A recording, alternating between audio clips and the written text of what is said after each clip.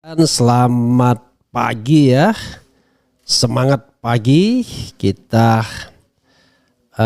ambil video yang ngeri-ngeri sedap langsung ya, soal kajian politik merah putih yang mengatakan katanya ya rakyat inginkan revolusi, tangkap dan adili Jokowi ya. Apa memang begitu? Nanti kita lihat ya. Apakah ada kondisi untuk revolusi, ada kondisi untuk tangkap Jokowi, ada kondisi untuk adili Jokowi. Oke, sahabat sekalian ya, berisi prinsip equality before the law. Ya, setiap orang sama kedudukannya di muka hukum. Tetapi berlaku juga prinsip azas praduga tak bersalah ya, presumption of innocence. Jadi juga due process of law tidak boleh sembarangan ya.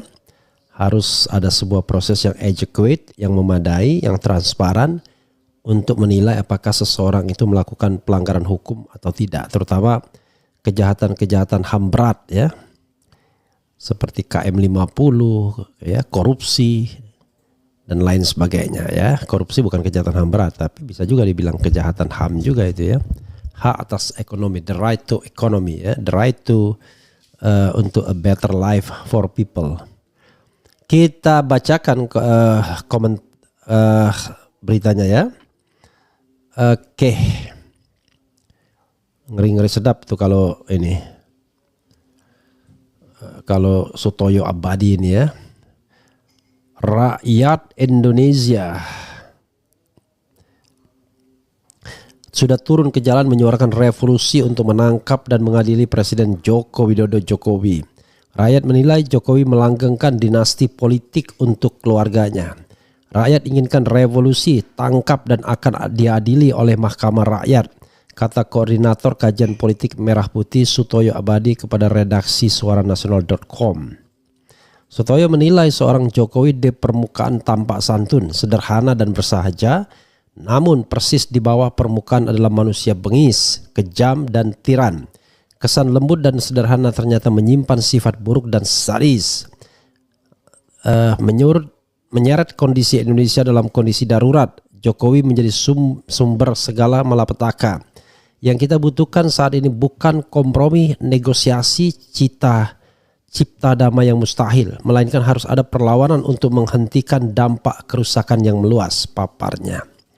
Ia meminta rakyat untuk menghilangkan rasa takut karena ketakutan yang dibesar-besarkan hanyalah rekayasa rezim yang tinggal menunggu waktu.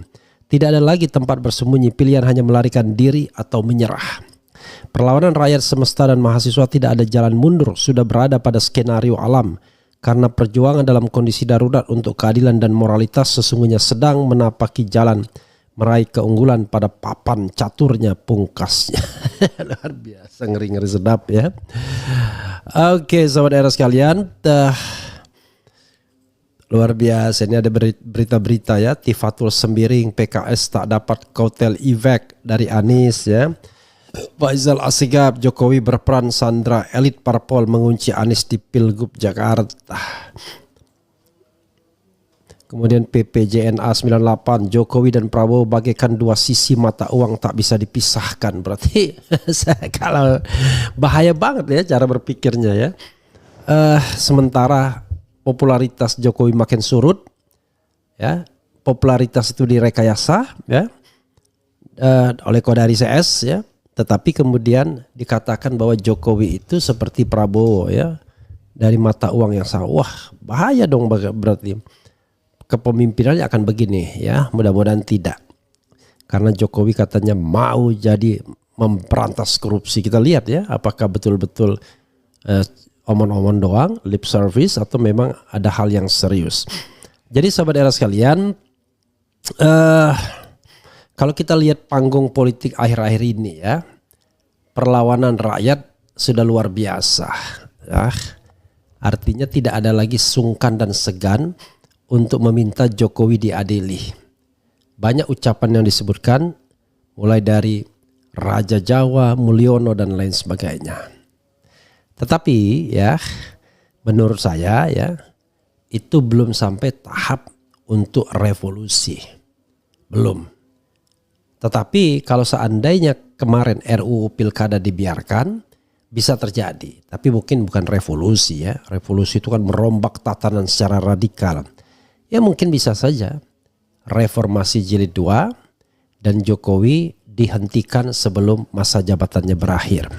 Tapi fortunately atau unfortunately sepertinya orang lingkaran istana baru ini paham betul kalau kemarin paripurna DPR diadakan untuk menyetujui RUU Pilkada, maka bukan tidak mungkin reformasi akan terjadi. Seperti yang saya katakan, reformasi atau sebuah kondisi yang dikendalikan oleh rezim lama, oleh istana lama untuk menciptakan keadaan darurat dan mengeluarkan semacam kondisi darurat, ya, martial law, dan kemudian mengeluarkan perpu, bahkan lebih jauh dari itu mengeluarkan dekret kembali kepada Undang-Undang Dasar 1945 yang notabene banyak didukung oleh kelompok politik dan kelompok intelektual. Tentu dengan alasan yang tidak persis sama, bahkan bisa berbeda. Kalau alasan kelompok-kelompok ini alasan yang demokratis, bahwa Undang-Undang Dasar 45 itu justru mencerminkan nilai-nilai luhur dan lain sebagainya. Tapi ada juga yang ingin menumpanginya untuk kembali rebound dalam politik. Sebagai contoh misalnya tentu saja TNI Polri secara teoritis terutama TNI menginginkan agar Undang-Undang Dasar 1945 bisa diaktifkan kembali sebelum fase amandemen. Jadi sobat era sekalian, jadi kemarin itu untung ya. Makanya saya katakan disitulah titik di mana kekuatan Jokowi berkurang secara drastis. Ketika dia tidak mampu menyelamatkan dalam tanda kutip Kaesang. Jadi walaupun ada skenario untuk mengubah syarat usia tersebut dengan cara yang tidak masuk akal sebagaimana Gibran, tetapi upaya itu digagalkan oleh Mahkamah Konstitusi dan rakyat. Dan Jokowi tidak go forward karena bayangan saya istana baru berpikir kalau ini diterus-teruskan akan merugikan mereka.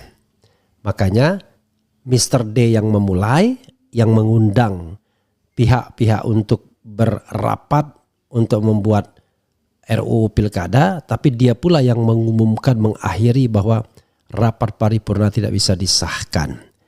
Tidak bisa menyetujui rancangan undang-undang yang sudah disiapkan. Jadi luar biasa ya. Dan walaupun begitu, protes dari berbagai pihak, dari berbagai elemen itu tidak surut juga. Walaupun saya mengatakan tanggal 22 Agustus lah itu puncaknya, di mana orang tidak lagi berpikir apakah ini demi keuntungan partai politik tertentu atau aktor tertentu. Tapi rasionalitas masyarakat yang dirobek-robek. Kalau Gibran tidak memunculkan protes yang luar biasa, mungkin karena mereka menganggap ya ini dalam lingkup persaingan politik di antara elit-elit politik 01, 02, 03 dan mereka, terutama mahasiswa tidak mau ikut-ikutan. Tapi begitu konstitusi mau dikangkangi, konstitusi mau dikesampingkan, putusan MK mau diubah hanya dalam jangka waktu sehari, disitulah mereka berontak. Jadi bukan soal RUU Pilkada lagi, tapi sudah soal yang menjengkelkan bagi mereka. Nah, cuma memang sobat era sekalian, apakah akan ada eskalasi lain? Rasanya enggak ya. Barangkali kita sudah harus bersiap-siap bahwa Jokowi akan turun ya sebagai presiden tanggal 20 Oktober nanti.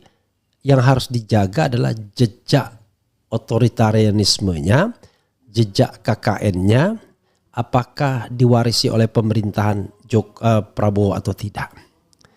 Karena kalau Prabowo memuji-muji Jokowi di depan, lalu kemudian pendukungnya mengatakan mereka adalah two side in one coin, maka kita akan melihat bahwa model pemerintahan Prabowo sama seperti Jokowi, yaitu melakukan segregasi di masyarakat, memelihara para buzzer, tidak toleran terhadap perbedaan pendapat, lalu kemudian menjadi presiden tidak bagi semua kelompok atau semua golongan. Sekarang saja Prabowo merangkul semuanya, tetapi jangan lupa seorang Anies Baswedan sama sekali tidak dia rangkul. Mungkin dia mengatakan Anies kan bukan partai politik, iya, tapi dia lebih besar bahkan dari ketua umum partai politik apapun yang ada saat ini. Karena dia pesaing Prabowo dalam Pilpres. Artinya hanya Prabowo yang bisa mengatasi Anies Baswedan. Tidak ketua-ketua umum partai politik lainnya. Yang lain hanya berani nyinyir, berani mengkritik dengan rombongannya. Seolah-olah kalau mereka gabung dengan partai politik, mereka menjadi hebat. No, partai politik itu sudah ada duluan dan mereka tinggal menikmatinya. Apa susahnya masuk partai politik? Nggak ada susah-susahnya. Yang susah itu benar membangun partai politik. Nah, inilah yang barangkali akan dilakukan oleh Anies Baswedan. Walaupun secara paradigma saya mengatakan tidak harus semua orang masuk partai politik. Itu logika yang keliru. Lebih banyak rakyat Indonesia yang tidak berpartai politik. Dan saluran politik itu tidak semuanya melalui partai politik. Ini Sontoloyo cara berpikir demikian. Ya. Sebagai contoh, Dewan Perwakilan Daerah tidak harus partai politik. Bahkan pengurus partai politik tidak boleh. Gubernur, bupati, wali kota tidak harus dari partai politik. Ada calon perseorangan, calon independen. Bahkan mereka-mereka yang dicalonkan menjadi kepala daerah itu ya berasal dari calon independen juga walaupun dia diajukan oleh partai politik. Presiden dan wakil presiden tidak semuanya berasal dari partai politik. Ya, bahkan partai politiknya tidak jelas. Sandiaga Salahuddin Uno ketika dia menjadi calon wakil presiden Prabowo di perhelatan 2019, dia mengatakan dia bukan lagi Gerindra, sudah berhenti dari Gerindra. Jadi justru ketika dia dicalonkan dia menjadi non parpol. Jadi itu pemikiran yang menurut saya terlalu dangkal kalau mengatakan partai-partai. Padahal mereka-mereka yang ada di partai itu bukanlah mereka orang-orang yang membangun partai tersebut. Kalau Anda di partai Golkar, Golkar sudah dibangun sejak zaman era Pak Harto. Kalau Anda di PDIP, bolehlah. Kalau Megawati yang bertepuk dada. Tapi generasi-generasi barunya, ya itu kan tinggal dompleng saja. Demikian juga partai-partai besar lainnya. Ya, yang patut kita acungi jempol adalah mereka yang membangun partai untuk pertama kalinya. Nah, Jokowi pun tidak membangun partai dan tidak juga bersibuk ria dengan kepengurusan partai politik di tingkat apapun. Ya, dia hanya mendompleng PDIP, kemudian terakhir Gibran, gak jelas partai politiknya apa. Jadi kenapa untuk Anies kemudian berlaku diskriminasi? Tapi ya kita harus pahami itu politik, that's politik. Kenapa Anies dikritik, dihadang dan lain sebagainya? Angka 11 dari 100 itu senantiasa disinggung. Ya karena Anies sosok yang kuat. Ya saudara sekalian. Kita bacakan ya, apakah kemudian akan terjadi revolusi, akan ada pengadilan terhadap Jokowi? Ya, kita akan lihat ke depannya. Walaupun saya tidak yakin. Ramalan saya ya, Jokowi akan turun sesuai dengan jadwalnya. Karena ya tidak banyak lagi waktu. Tinggal 1 bulan 20 hari. Bahkan 1 bulan 18 hari. Tidak terasa nanti tiba-tiba sudah bulan Oktober saja. Karena itu konsentrasi kita bukan pada bagaimana meminta Jokowi mundur sebelum masa jabatannya berakhir. Adalah bagaimana meminta pertanggungjawabannya selama memimpin, terutama terkait dengan pelanggaran-pelanggaran hukum berat seperti korupsi, pelanggaran hak asasi manusia, termasuk juga pembegalan demokrasi yang dilakukan baik secara terang-terangan maupun secara gelap-gelapan. Gitu ya. Itu yang paling penting 3 hal tersebut. KKN, korupsi, kolusi dan nepotisme, pelanggaran HAM baik karena dilakukan sendiri, by commission maupun karena pembiaran by omission, dan kemudian terkait dengan pembegalan demokrasi. Ya, itu hal yang bisa dimintai pertanggungjawabannya dan kita lihat apakah kemudian elemen society ini bisa dan berhasil membawa Jokowi ke pengadilan. Artinya kita tidak boleh ada go impunity. Ada orang yang melakukan kesalahan luar biasa tapi tidak bisa dan tidak akan diadili. Karena itu akan menjadi ilham bagi siapapun penguasa untuk bertindak semena-mena, bertindak tidak sesuai dengan koridor hukum dan keadilan serta konstitusi. Begitu ya saudara RH sekalian. Oke, kita bacakan komentar sobat era sekalian ya. Bang Herahara, rasanya tidak adil membiarkan Jokowi lengser begitu saja tanpa diadili. Ini akan jadi beban sejarah.